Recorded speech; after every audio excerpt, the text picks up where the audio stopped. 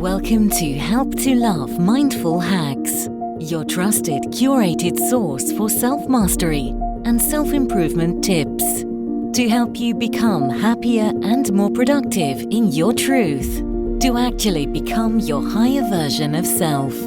Here is your host and happiness and productivity specialist, E.L. Brooks. How to befriend fear. Fear is the only obstacle in life, and on the other side of fear is our greatness.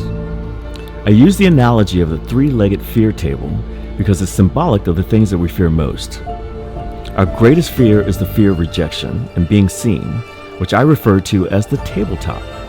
But when we break it down even further, the three supporting legs are our top three fear questions that influence all of our decisions at the subconscious level.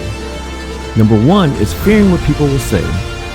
Number two is fearing what people will think. And number three is fearing how people will judge us. And as a result, fear hinders our ability to live wholeheartedly and free. Our human emotions arise in response to real, anticipated, remembered, or imagined rejections by other people.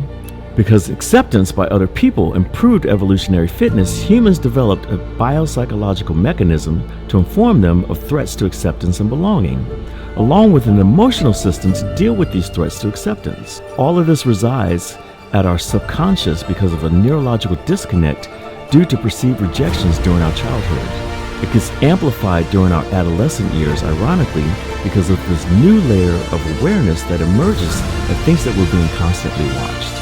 So now we develop this imaginary audience that we'll have for the rest of our lives. This makes us lose our psychological safety. So what's needed is for us to have the courage and awareness to address our fears. Some people say that fear is an illusion. You can think that, but regardless, our mind makes it real. But we have a great gift, and it's this flawed aspect to our minds.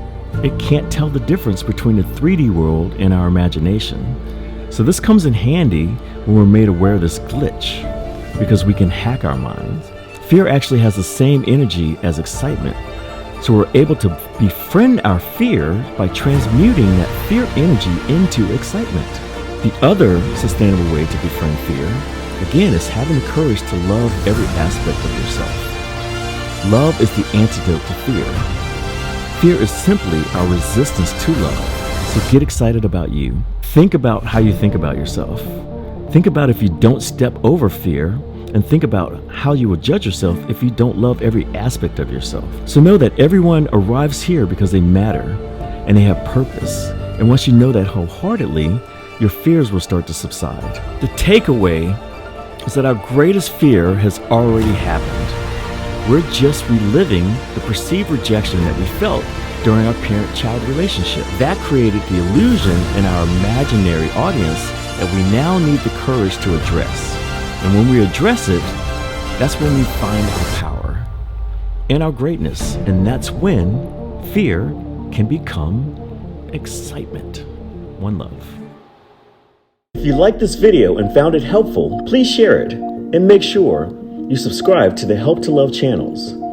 Join our Facebook community, and remember, accept what is, let go of what was, and have faith in what will be. And most importantly, stay blessed, not stressed. Hashtag 500 to happiness. Hashtag one of one. And remember, honor your gift and your uniqueness. One love.